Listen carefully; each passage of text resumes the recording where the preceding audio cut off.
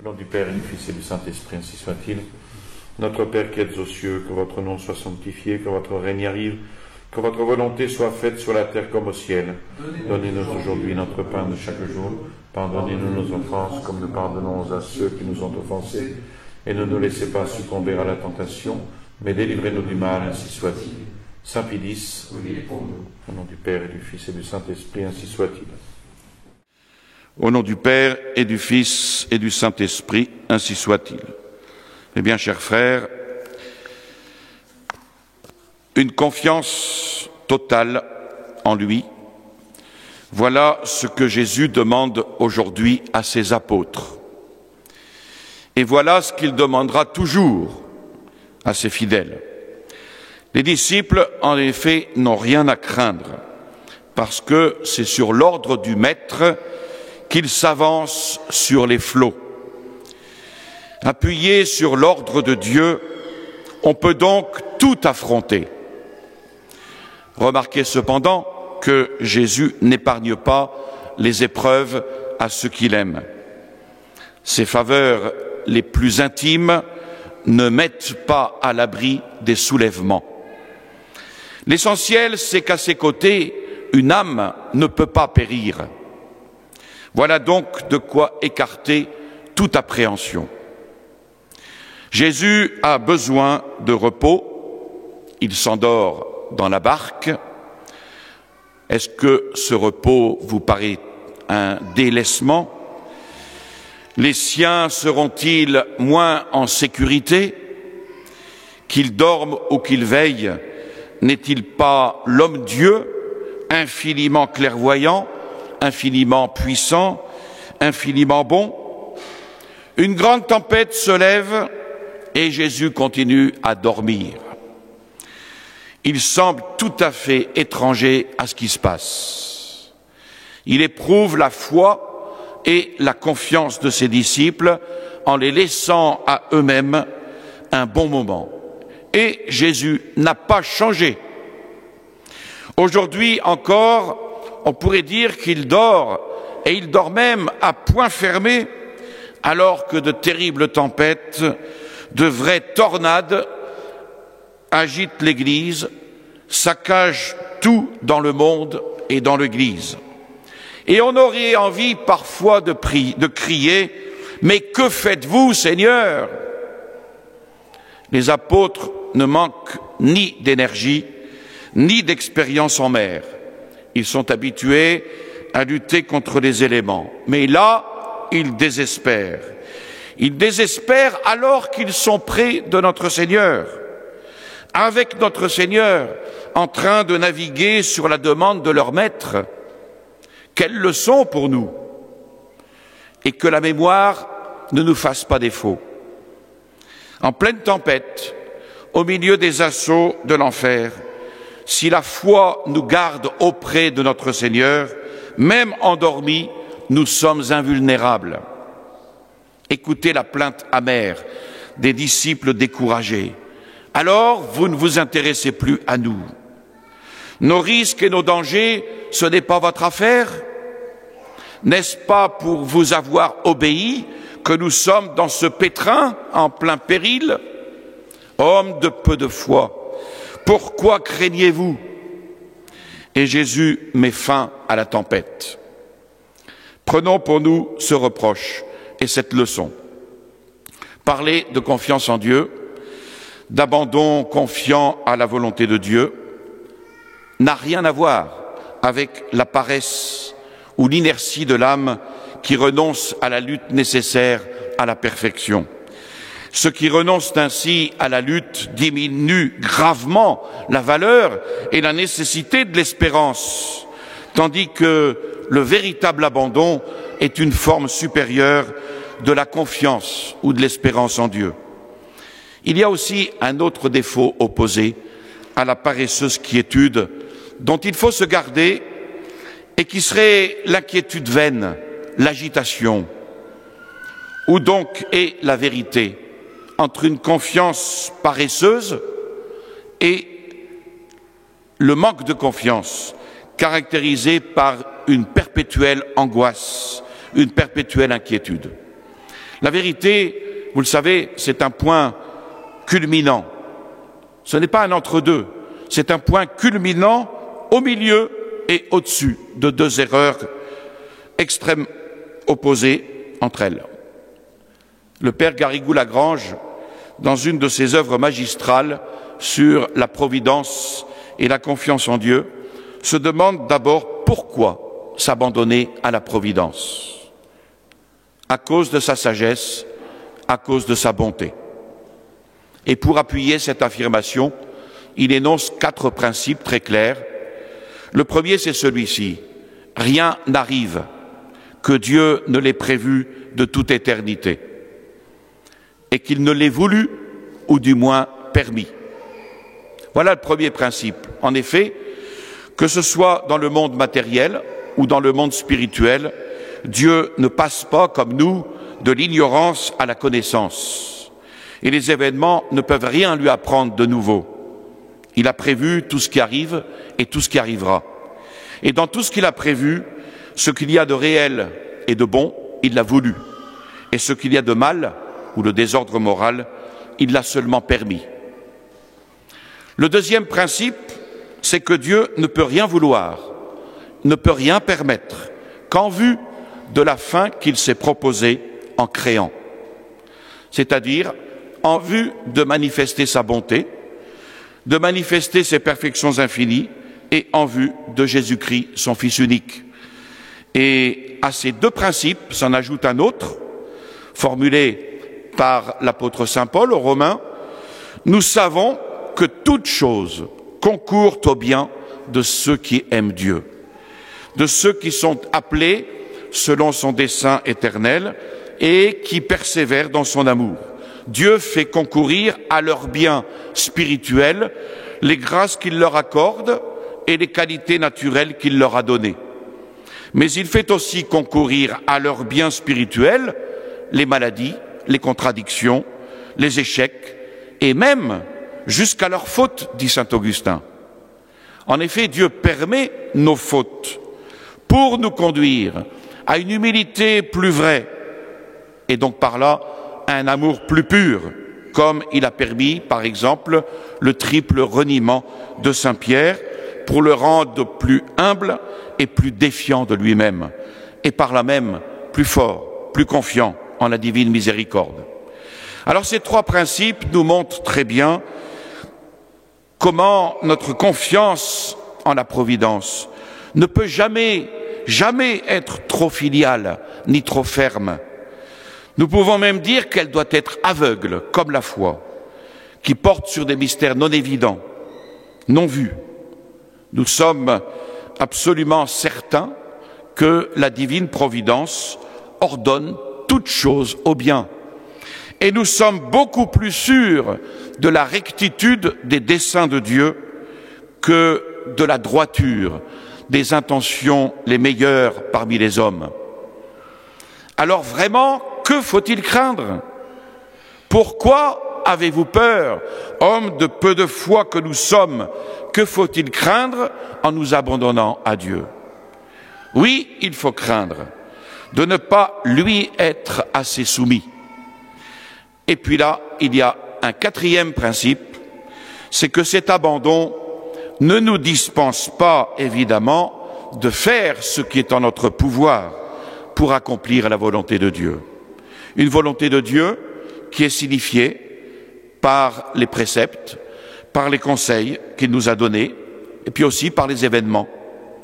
Quand nous avons voulu loyalement accomplir cette volonté de Dieu, au jour le jour, nous pouvons et nous devons nous abandonner pour le reste à la volonté divine de bon plaisir, si mystérieuse soit-elle, et éviter justement cette inquiétude vaine et cette agitation. Alors que devons-nous faire? Espérer très fermement dans le secours de Dieu et nous confier en lui, en veillant à l'accomplissement de ses préceptes. Et c'est d'ailleurs ce que dit le proverbe, « Fais ce que doit, advienne que pourra ». Fais ce que doit, advienne que pourra. C'est cela, la docilité aux voies de Dieu.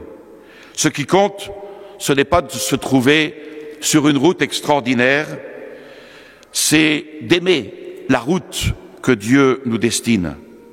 C'est d'y être sur cette route entre ses mains, d'une parfaite docilité. Et c'est peut-être cela qui nous est le plus difficile, le parfait abandon à la conduite de Dieu. Car il y a des âmes qui se raidissent, qui se défendent, qui se méfient même inconsciemment de Dieu. Et d'autres âmes qui veulent trop bien faire. Elles sont toujours en avance sur le bon Dieu. Elles ne savent pas le suivre sans précipitation. Alors les unes et les autres n'ont pas encore compris que les voies de Dieu ne sont pas les nôtres et que s'abandonner vraiment à sa volonté sainte, c'est entrer dans un univers proprement infini, plus admirable, plus merveilleux que celui de nos pauvres désirs encore trop humains. Celui qui est vraiment abandonné à la volonté de Dieu, du Père des cieux, le voilà emporté par le vent de l'Esprit Saint. Et il pourra faire toute sa vie des choses que le monde appelle petites, et pourtant il sera grand aux yeux de Dieu. Et c'est ainsi que notre sainteté ne consiste qu'à rentrer dans les voies de Dieu. Absolument parlant, rien de ce monde n'aurait le droit de nous agiter. À nous, à qui tout l'infini est offert. Sous le règne des grandes lois, sous la loi première, dont nous savons que l'amour est le secret, que pouvons-nous jamais redouter? Dieu est en avant de nos chemins. Alors pourquoi grossir tant de rien que seules nos vanités et nos susceptibilités déguisent en malheur? Tout cela ne mérite à la vérité ni peine, ni inquiétude. Et le dédaigner, ce n'est pas mépriser la vie, c'est maintenir la hiérarchie de ses valeurs. Il ne s'agit pas ici de passivité, non, car au sommet de notre être, une inquiétude féconde peut s'exercer.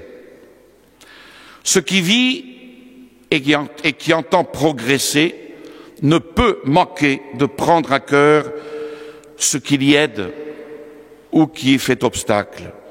Mais la vie chrétienne ou la vie chrétiennement orientée doit unir, elle doit équilibrer l'une par l'autre, la sérénité d'une part et l'initiative ardente d'autre part. La quiétude d'une part, ou une certaine quiétude, et l'ampleur de zèle d'autre part. La paix, ici, est active. Il y a des peines inévitables qu'on ne peut écarter, et là, il y a lieu de se garder contre une propension qui est celle de nature en apparence puissante, parce qu'elles sont extrêmes, mais en réalité faibles, car elles manquent de frein, elles manquent de contrôle. Et c'est la tendance de ceux qui veulent pousser tout à fond, tout au paroxysme, même ce que la Providence nous mesure, la tendance à s'exalter, la tendance à excéder dans l'appréciation, puis dans l'attitude, la tendance à s'user dans un fol emportement au lieu de doser son courage et de l'appliquer à ce qui vraiment est exigé de notre vaillance. Il est plus facile de donner le mors aux dents à son cheval que de le maîtriser. Il est plus facile de briser sa croix que de la porter. Mais le bon cavalier serre les genoux et il assouplit la bride. Le bon chrétien, lui, il suit son maître, sans prétendre escalader bruyamment le calvaire.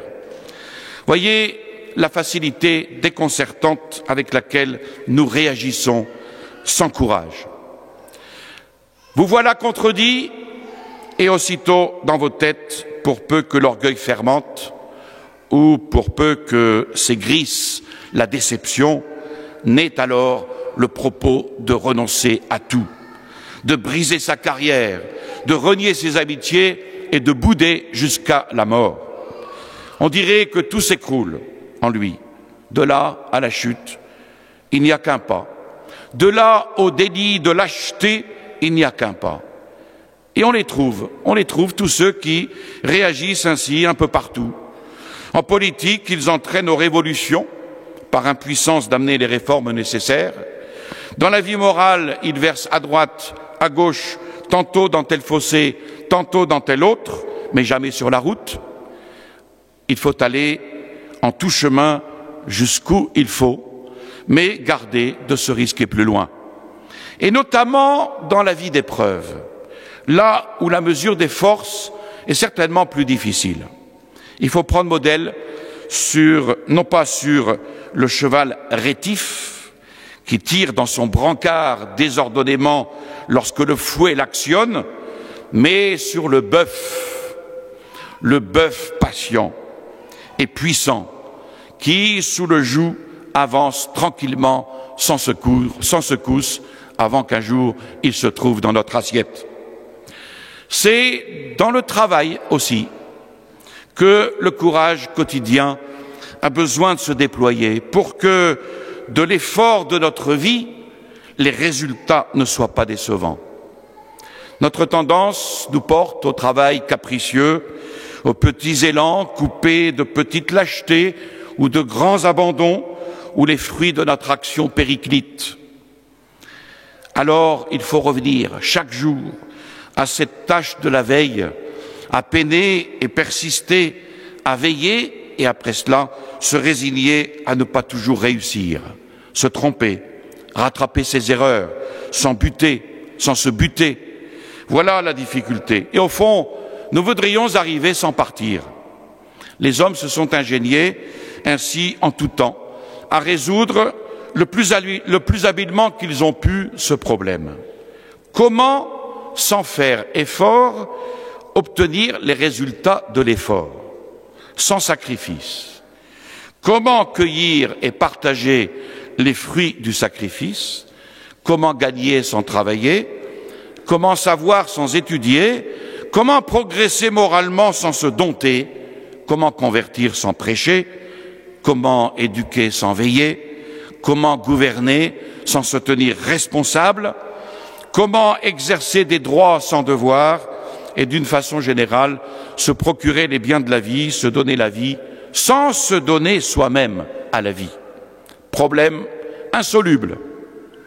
Qu'on puisse trier et ainsi dissocier des choses essentiellement unies, impliquées l'une dans l'autre, c'est ce que la Providence ne permet pas. Alors ne nous plaignons pas.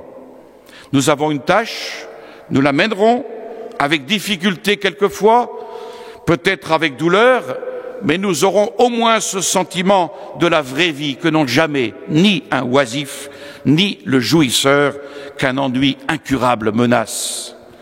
Quel malheur si le courage quotidien de l'action n'était pas réclamé de nous, si nous pouvions récolter sans avoir semé, réussir sans nous être efforcés, nourrir les nôtres sans travail et dormir en sécurité au milieu de nos lingots d'or. Ajoutez donc au travail et à l'effort du travail, l'effort de perfectionnement dans notre travail même, mais aussi dans notre vie matérielle, morale tout entière. Le courage, là aussi, est nécessaire, car la perfection, c'est une fleur. La perfection, c'est une fleur qui ne se cueille que sur les sommets. Et ce qui entache la perfection, ce sont toujours les vices. Ce qui la procure, au contraire, cette perfection, c'est tout le lot des vertus. De sorte que s'efforcer de bien faire en tout et lutter courageusement pour le mieux, c'est se grandir moralement, se disposer aux vertus sublimes. Et ce perfectionnement n'est attendu de nous autrement que sous le couvert d'une confiance filiale. Au spirituel aussi, notre effort et notre progrès seront attachés aux grandes forces qui nous dépassent, la prière, les sacrements, la grâce, le secours mutuel, la communion des saints, tout le milieu spirituel intérieur et extérieur qui nous porte, voilà notre recours. Et avoir courage au bien, c'est se confier, en y collaborant, à toutes ces influences salvatrices. Je puis tout, dit saint Paul, je puis tout en celui qui me mortifie, en celui qui me fortifie, et qui me mortifie aussi par contre. C'est le courage chrétien, et tout autre courage est un leurre. Et celui-là, pourquoi ne l'aurions-nous pas? Avec Dieu, tout est possible. Et la confiance en soi, seule, serait bien blasphématoire. Alors si nous faisons chaque jour le possible pour être fidèles à notre Seigneur dans les choses ordinaires de la vie, nous aurons confiance qu'il nous accordera la grâce pour lui être fidèles dans les circonstances extrêmes s'il permet que nous y soyons placés. Ayons donc confiance qu'il nous donnera la grâce de mourir héroïquement plutôt que de rougir de lui et de le trahir si un jour ou l'autre nous avons à souffrir pour lui. Voilà les principes de la doctrine de l'abandon confiant, principes qui sont tout simplement l'expression de la foi catholique. Et ainsi, par la fidélité au devoir de chaque instant, nous éviterons cette fausse et paresseuse quiétude, et par l'abandon confiant, nous échapperons à cette inquiétude vaine et à cette agitation stérile. Cet abandon serait paresse s'il ne supposait pas la fidélité quotidienne. Cette fidélité quotidienne à la volonté divine signifiée par les préceptes, les conseils, les événements, donne comme un droit. Le droit de s'abandonner pleinement pour l'avenir à la volonté divine de bon plaisir non encore manifesté. Fidélité quotidienne et abandon confiant donnent ainsi à la vie spirituelle son équilibre, sa stabilité, son harmonie. Qu'avons-nous à craindre, hormis le péché? Quelles sont les tempêtes que Jésus ne puisse calmer pour nous? Où sont les ennemis que Jésus ne puisse nous faire vaincre? Ne nous laissons donc pas impressionner. Sachez qui je suis, semble-t-il nous dire. Vous saurez ce que vous pouvez. Sans moi, vous ne pouvez rien faire. Je puis tout en celui qui me fortifie, ainsi soit-il. Au nom du Père et du Fils et du Saint-Esprit, ainsi soit-il. Je vous salue Marie, pleine de grâce, le Seigneur est avec vous. Vous êtes bénie entre toutes les femmes, et Jésus, le fruit de vos entrailles, est béni. Sainte Marie, Mère de Dieu, priez pour nous pauvres pécheurs, maintenant et à l'heure de notre mort, ainsi soit-il. Au nom du Père et du Fils et du Saint-Esprit, ainsi soit-il.